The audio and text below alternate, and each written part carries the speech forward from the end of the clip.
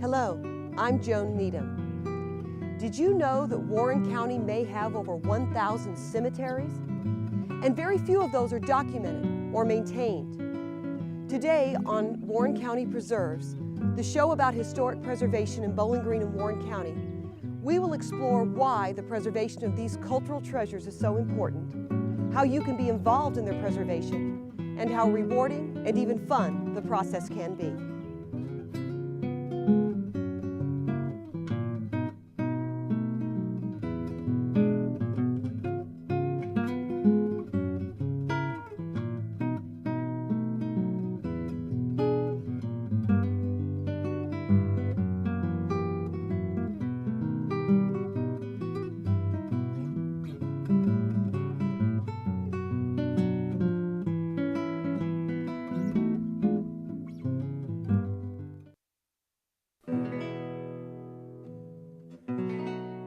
Preservation of our cemeteries is important for several reasons. They are a valuable resource for genealogical and historical research, but they are also an art form that reflect the changing fashions in art, literature, and even our view of death. But most importantly, they are storytellers that tell us about our past. These are people who settled our country, who made us what we are today. And if they had not paved the way, we wouldn't have all these highways and so forth. They were the ones who could see into the future that there was something here that was worthwhile. Down in Pioneer, for instance, is Patrick Henry's sister is buried there. Why did she come to Kentucky? Well, her husband wanted her to, I guess, but you know, she had that spirit and she came. The people that were in these cemeteries were the people that helped work on railroads, established our first businesses throughout the county, and were the founders of many of the local banks and things like that. They started out in the rural areas and took their business on into the city. So there are several different reasons that we should keep these things alive. The first white settlers of Warren County buried their dead near their settlements. As the area became more populated, church cemeteries and eventually city cemeteries became popular.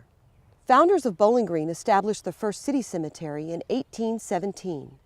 Now known as Pioneer Cemetery, it was originally named Repose Park. African Americans who came to the county as slaves were often buried near their white owners, but the graves were either unmarked or marked with simple field stones. No doubt you have seen different cemeteries in various states of repair or disrepair. Who is responsible? Often the answer comes down to us, interested citizens. The best way to care for one cemetery or a collection of cemeteries, whether you are a descendant of the people buried there, a church member, a property owner, or simply an interested citizen, is to think long-term by establishing a maintenance fund and creating a cemetery board or organization. Linda Dickerson, who helped establish a cemetery board for Woodburn City Cemetery, suggests 4 basic steps for creating a board. First, talk with your city council if you have one. They may have a dormant board or committee. Check to make sure that there is not a pre-existing group in your area. Southern Kentucky Genealogical Society can be a good source for this information. In your community, promote the fact that you are interested in exploring ways to protect cemeteries and are looking for other interested individuals. The board will enjoy greater success if it is seen as a community endeavor rather than the efforts of just one person. Hold an organizational public meeting in a neutral and convenient place, such as a local library, to discuss the state of the cemetery or cemeteries and their needs. Be sure to organize your meeting in a way that accomplishes results. Educate participants about their heritage and the importance of preserving artifacts of that heritage. Explain what duties would be expected of board members and volunteers. Describe the types of skills a well-rounded board should have, such as financing, grant writing, public relations, legal skills, willingness to do manual labor, and the ability to meet on a regular basis. The one goal you will want to accomplish is to set up the first meeting where board members will be nominated and voted on. Schedule the meeting date, time, and place. Compile a contact list of interested people. Remember, email is a cheap and fast way to get out information if the majority of those interested have access to email accounts. Do not feel alone or that you have to reinvent the wheel. There are many resources available to you. Contact the Warren County Cemetery Board, a city council person, a county magistrate, the Historic Preservation Board, your local library, Landmark Association, or the Southern Kentucky Genealogical Society. If they cannot directly answer your questions, they can certainly point you in the right direction. Once you have established your board, you are ready to begin documenting, assessing, and creating a repair and maintenance plan for your cemetery. When we return from this short break, I'll give you some hints on cleaning and repairing old stone. You've done your homework as far as putting together your board. Now put that same kind of time into researching the best way to repair and maintain your cemetery. What sometimes seems to be a good idea can often cause irreparable damage.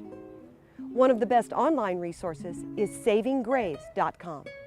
The website provides links to other websites as well as articles on issues such as maintenance, documentation, restoration, and legal issues. The best source in print is A Graveyard Preservation Primer by Lynette Strongstad. This may be available at your local library. If not, it can be purchased at a bookstore or through online resources. The book is geared to non-professionals and provides information on surveying a cemetery, assessing needs, preparing a restoration plan, and hints on cleaning, repairing, and resetting stones. Documentation may be the first task you undertake. There are many tricks to making old lichen-covered monuments easier to read without damaging the stone. Amateur genealogist Barbara Ford offers a few do's and don'ts. Go with the idea that you're going to preserve every stone that you go to. Don't put any Scotch tape on it to tape your paper up with. Don't use any harsh chemicals. And don't get mad and kick the stone because it doesn't say what you want it to. Now you may have to go to that cemetery 3 or 4 times to go early in the morning, late at night, at noontime, because the way the sun shines on the stone, that'll help you read it. Traditional rubbings can be harmful and cause a variety of damage that cannot be seen immediately, but nevertheless weakens the stone. Instead, try placing aluminum foil on the marker. Use a damp sponge to gently press into the carving for a 3D impression. Use a mirror to direct bright sunlight diagonally across the face of a gravestone. It will create shadows that will make the monument easier to read. Or try lightly spritzing the stone with water. Do not over-soak. This will help darken the insets of the stone. Before cleaning a stone, assess its condition. If there is any question as to the stone's condition, do not attempt to clean it, as the surface could be irreparably damaged in the process. Do not use pressure washers or cleaners on the stone without the guidance of a restoration specialist. Do not ever use wire brushes, metal instruments, abrasive pads, or sandblasting to clean stone. Do use natural, soft-bristled wooden-handled brushes. Do not use chemicals or even household cleaning agents such as Ivory Soap, 409, or Lime-A-Way. Do use non-ionic detergents such as PhotoFlow from Kodak. Non-ionic detergents are electrically neutral cleaning agents that do not contain or contribute to the formation of soluble salts. Non-ionic detergents are available from conservation, janitorial, or photographic suppliers. Always start with a test patch. Scrub the stone from bottom up to avoid streaking and staining, and use lots and lots of water. You will want to use water to thoroughly pre-soak the stone, to keep the stone wet during cleaning, and to thoroughly remove the cleaning agent when finished. Do not expect stones to appear new. Some stains and lichen will remain. Contrary to popular belief, the lichen does not eat away at the stone. In fact, some believe that it helps protect the stone from wind and rain. The repair of monuments should really be left up to professional restoration specialists or done with their guidance. They have the knowledge and experience to assess stones and determine the best method for repair. Many broken monuments can be pieced back together by using rods, a bonding agent, and stone filler. A specialist will know how to match the color of the stone, which can be a tricky task since the filler will look different wet than it will once it cures and dries. Never use cement or concrete to repair monuments or to reset monuments. Modern-day cement is much harder than the old stone and will eventually cause the stone to spall and split. These are just a few simple hints. There is so much more you can learn about documentation, repair, and maintenance, so I encourage you to use the many valuable resources available to you. Saving a cemetery can be a fun project for your family, your church, or an organization you volunteer for. It's a great way to learn history and can be a lot of fun.